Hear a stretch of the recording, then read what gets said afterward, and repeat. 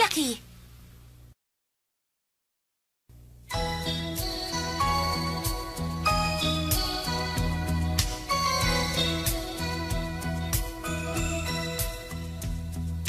Dear Daddy Longlegs, nakabalik na po ako dito sa eskwelahan. Gumuguhit po kami ngayon. Nung isang taon po nagkakwentuhan po sila tungkol sa ginawa nila noong bakasyon. Pero ngayong taon po, mukhang hindi nila pinag-uusapan ng tungkol doon.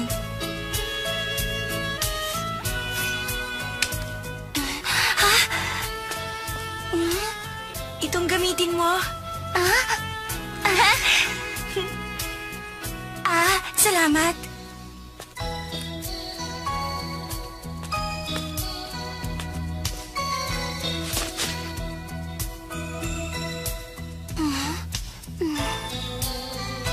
Mukhang nagbago na po sila ngayong bakasyon.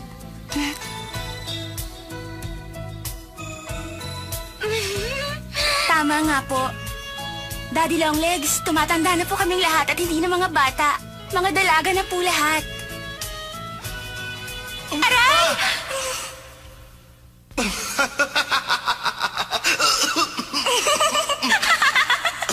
Alam niyo po, baka yung iba sa mga estudyante ay mag-asawa na lang pagkatapos nila ng high school. Mag-aasawa. May problema ka ba? Ha? Wala naman. Meron ka ba nakikita dyan sa lawa? Wala. Natapos mo na bang pagguhit mo? Ha, Sally? Oo, tapos na. Hindi naman ako magaling gumuhit. Kaya nga, mas madali ko yun natapos. Halika na nga. Pumunta na tayo dun sa cafeteria ngayon, Judy. Maya-maya lang, marami ng tao dun. Tama ka. Halika, punta na tayo. Teka! Pero, si Sally ay tulad na rin po ng dati bago magbakasyon. Nakakatuwa pa rin po siya.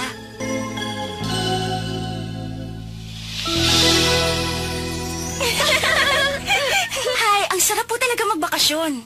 Meron kaya akong sulat? Baka makatanggap din ako ng sulat mula kay Jamie. Wala pa rin laman. Wala namang sumusulat sa atin. O sa'yo, Sally.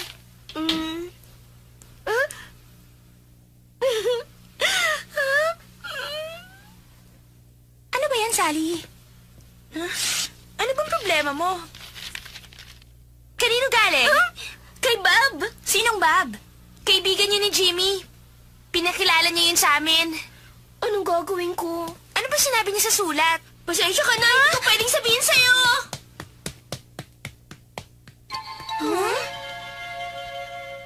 Sally! Sally? Teka, Judy. Ano bang nangyayari? Ano ba, Sally? Ano bang problema mo? Ano bang sinulat niya sa'yo? Iwan niyo na muna ako! Ano bang namamagitan kina Sally at Bob? Hindi ko alam. Napansin ko lang na hindi sila nag-uusap nung nandun kami sa bahay. Miss Sally McBride, meron kang tawag sa telepono. Bumaba ka na dito ngayon din. Sally! Oo. Kababasa ko lang sa sulat. Pero, hindi pwede. Hindi naman. Kasi... Hindi naman sa ganon. Alam ko na. Makinig ka muna. Sandali. Kung kasama si na Julia at Judy. Talaga? O sige. Makinig kayo. Pwede ba kayong sumama sa akin? Ngayon sanang darating na Sabado. Ang telepono ay hindi pang publiko. Anong ibig mong sabihin? Manunood daw kami ng sine. Ano? Magdidig kayo? Ang sabi ko sa inyo, teka nga, nasa na ba yun? Pero, hindi ako pwede. Alam mo, sinabi nga rin pala sa akin ni Bob na isasama niya rin si Jimmy sa Sabado. Sally! Sasama ako! Pwede ka bang sumama, Judy? Pero, pag-iisipan ko pa. Makinig kayong lahat. Nakasulat dito sa ika-24 na talata ng patakaran na ginawa ko na ang teleponong ito ay para lamang sa mga emergency. Tama! Iimbitahan ko rin yung Tito Jervis ko. Meron tayong kaparehang dalawa. Pagkatapos si Judy naman wala. Pwede ko pong gamitin yung telepono? Para sa emergency lamang ito. Pero kailangan ko po kasing tumawag kay Mr. Pendleton. Kay Jervis Pendleton ba? Sige na. Ngayon, maayusin natin ang lahat ng ito. Ang lahat ay meron ng kapareha paglabas natin sa Sabado. Pwede bang makausap si Tito Jervis? Makikita ko si Jervis.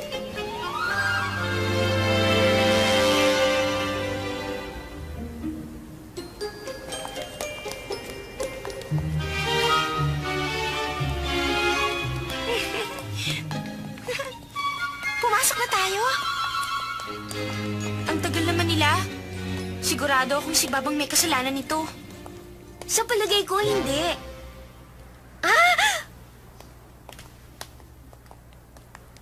Parating na siya! Anong gagawin ko? Kumusta? Julia? Hindi niya dapat kami pinaghintay dito. Jimmy! Judy? Kumusta? Hindi ko akalaing sasama ka rin. Kumusta, Jimmy?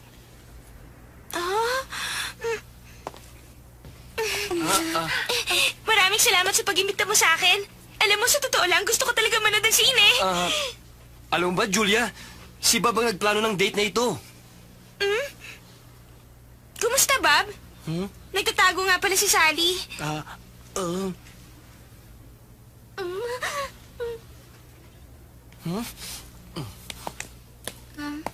Ako si Judy Abbott.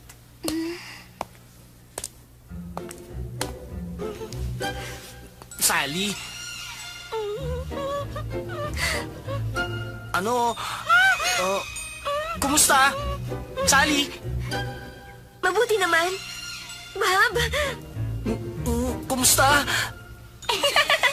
Kumusta naman sa Lock Willow Farm, Judy? Ha? Pasok na tayo sa loob. Ha? Dito lamang ako. Halika na nga, Jimmy. Tayo na sa loob, Judy. Halika na!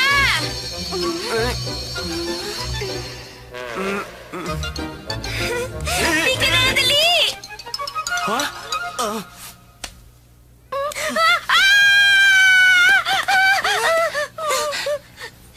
Judy, samahan mo ako. Pero paano si Mr. Pendleton? Sally, alam mo, kailangan na natin pumasok. Sige na, samahan mo na ako hanggang sa makaupo. Siguro hihintayin ka ni Mr. Pendleton dun sa lobby. Pagdating niya mamaya. Sige na, Judy. Saan ba? Banda ron tayo. Teka, Judy. Huwag mo akong iiwang mag-isa. Huwag ka mag-alala. Nasaan si Bob? Ah, Maraming salamat. ayoko munang uminom niyan. Masarap ito. Sa totoo lang, masarap na kombinasyon sa sine. Ang popcorn at malamig na juice.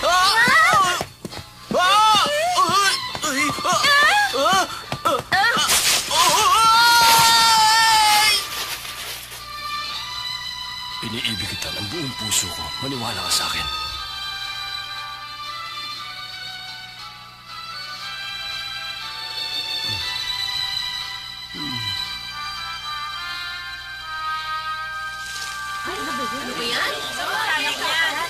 Sino ba yung nagkakalat ng popcorn dyan? Bakit naman kasi nakaharang ka sa may pintuan eh? Hindi ko po sinasadya. Sana totoo ang sinasabi mo sa akin. Maniwala ka sa akin.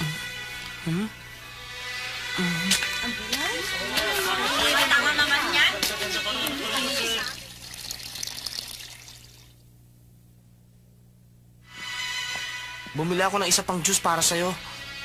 Salamat, Bob. Ay, naku! Ano ba yung ginawa mo, Bob? Hindi ko sinasadya, Sally. Ito. Gamitin mo. Ayoko! Sally! Ano bang problema? Teka lang, Bob. Pupunta lang siya sa banyo. Huwag ka mag-alala. Akong bahala. Jimmy, ano nang gagawin ko ngayon?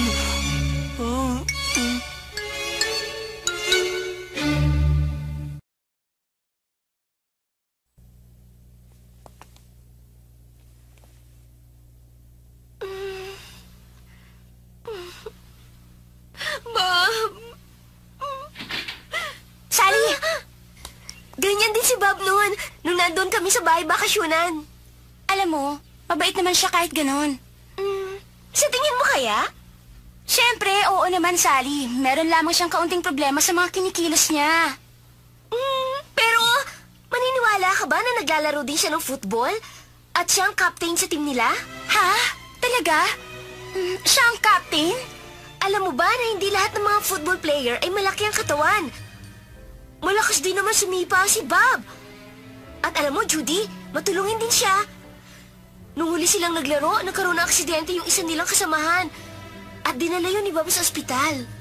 Talaga? Ginawa niya yun?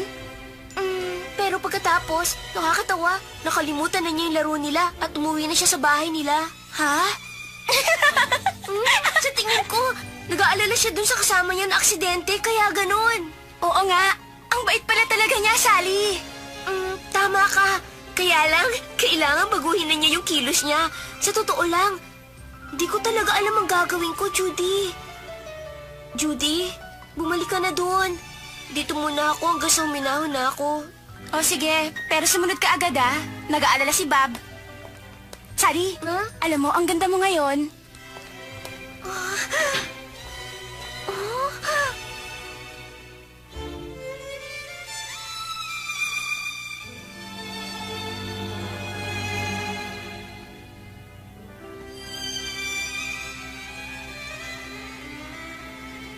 Nasaan ka na, Jervis? Nandito ka lang pala. Bakit nandito ka? Ang dami kasing tao sa loob. Nasa si Julia. Naghahanap pa rin ng upuan. Ayaw niya kasi manood nung nakatayo kami. Ganun talaga si Julia. Magtsaka muna kaya tayo. Pero, Hindi ko naman gusto tong palabas eh. Nandito ako dahil nakiusap lang sa akin si Bob. Tayo na. Judy. pero... Teka, sandali lang tayo ah. Jimmy, may upuan na. Sandali lang. Makikiraan lang po. Sally, meron na tayong upuan ngayon eh. Bakit ba ang tagal mo? Bob, ako nakakita ng upuan na to. Umalis ka na lang dyan. Pasensya na. Masaya ba naging bakasyon mo, Judy? Oo. Pasensya na kung hindi ako nakasama sa inyo. Ayos lang. Baliwala yon. Judy, ano bang ginagawa mo doon? Marami rin. Nagbabasa ng mga libro, nagsusulat ng nobela, namamasyal, at namingwit din pala ako doon. Ah? Talaga? Nakahuli ako ng isda at niluto doon mismo sa lawa. Ikaw mag-isa? May mga kasama akong taga ron. Ah, ganun ba? Mabuti. Masaya naging bakasyon mo.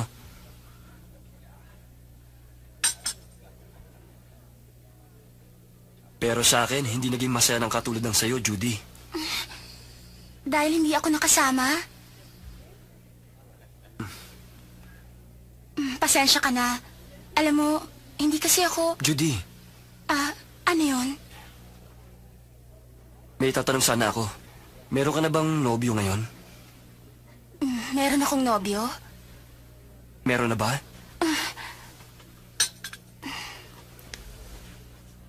Sa totoo lang, hindi ko pa naman siya nobyo. Aminin mo sa akin. Gusto mo siya? Ha? Bakit mo pa tinatanong sa akin ng ganyan? Alam mo kasi, Judy, gusto kita. Gusto mo ako? Ano? Alam mo kasi, hindi pa ako pwede niyan. Nag-aaral pa ako ngayon. At iniisip ko pa ang kinabukasan ko. Gusto ko pang mag-aral sa koleyo. At gusto kong mamuhay na mag-isa. Alam mo yan, hindi ba? Judy, hindi mo sinasagot ang tanong ko. Gusto kong malaman kung ano ang nararamdaman mo para sa akin. Kung meron ka ng gustong ibang lalaki.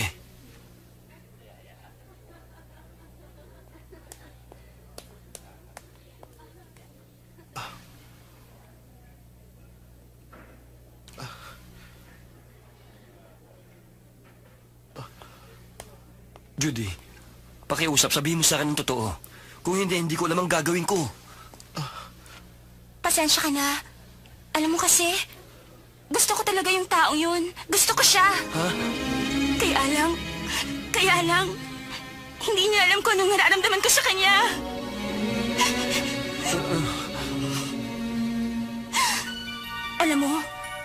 Alam mo, siya ang taong hindi ko talaga maaaring mahalin. Anong ibig mo sabihin? Ha? Jervis! Jervis! Pasensya ka na sa akin. Grabe talaga kasi ang traffic.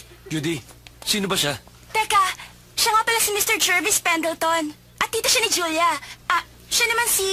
Siya si Jimmy McBride, hindi ba? Lagi ka kasing kinikwento sa akin ni Julia. Nandun sa loob si Julia. Nakaistorbo ba ako? Mabuti naman at alam mo. Jimmy! Ano ka ba? Huwag ka namang ganyan. Pasensya na kung naging mayabang ako. Gusto ko lang sana makausap na mag-isa si Judy. Pasensya na. Papasok na ako sa loob. Kumusta, Tito Jervis? Nakarating ka rin sa wakas. Hindi ka naman talaga dumarating sa oras eh. Kanina ka pa hinahintay dito ni Judy. Nandito ka pala sa labas, Jamie. Meron na akong upuan para sa atin. Pumasok na tayo sa loob at iwanan na natin sila dito. Julia, kakausapin kita. Teka, sandali lang, Mr. Pendleton. Sa palagay ko sasama na lamang ako kay Julia sa loob.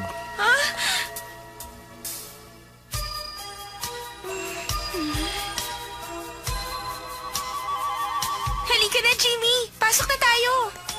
Sandali, Judy! Sandali lang. Alam nyo, sabi ni Bob meron daw bakanting upuan doon. Pwede bang tumabi na lang kayo sa amin? Pabayaan mo na lang sila. Ha? Mr. Pendleton, malaki ba yung isda sa Lock Willow Farm? Oo. Ang laki nga nung nahuli namin. Ganun ba? Paano? Diyan na kayo. Jimmy! Ano ba ginagawa mo dito? Teka, Jimmy! Saan ka ba pupunta? Uuwi ka na ba? Sandali! Jimmy! Sandali lang! Huwag mo akong iwan mag-isa! Jimmy!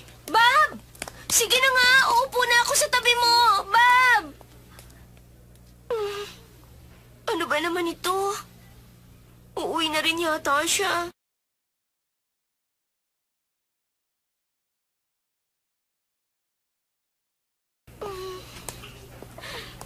Tito Jervis, ano ba sinabi mo kay Jimmy? Wala akong sinabing masama. Ano ka ba naman? Ano bang ginagawa mo sa amin? Wala akong ginagawa sa inyo.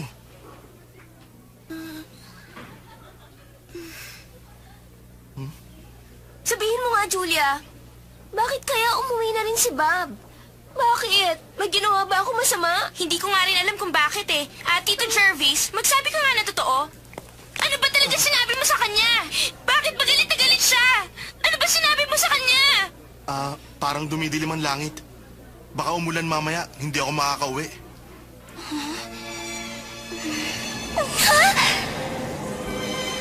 Judy. Maraming salamat. Natatakot ako. Huwag mo akong iiwan.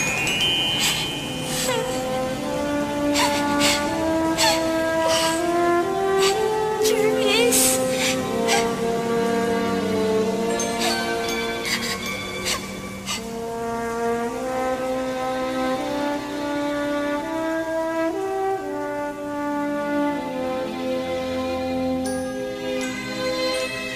Ayoko nang pakinggan na sinasabi mo. Ayoko na sa'yo, Tito Jervis. Sige na. Aalis na ako. Judy, maraming salamat. Natutuwa ako. Jervis, narinig mong sinabi ko. Nakakainis! Ang tagal-tagal ko namang hinintay pagkakataong ito. Tapos ito mangyayari.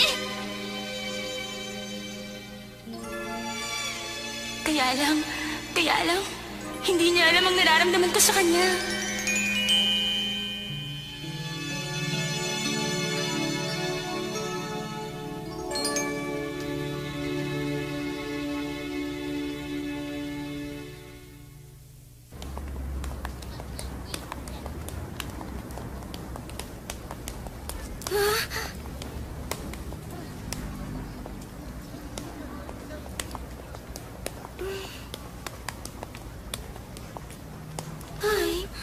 Parang pakiramdam ko, nalulungkot ako. Kasalanan lahat ito ng tito ko. Pasensya na kayo. Teka nga, bakit ka ba humingi ng pasensya? Ikaw lang naman ang naging masaya ngayong araw na ito, hindi ba? Tama ka. Mukhang masaya ka pa nga ngayon. Hindi naman tama yan, Judy. Hindi totoo yan. Sabihin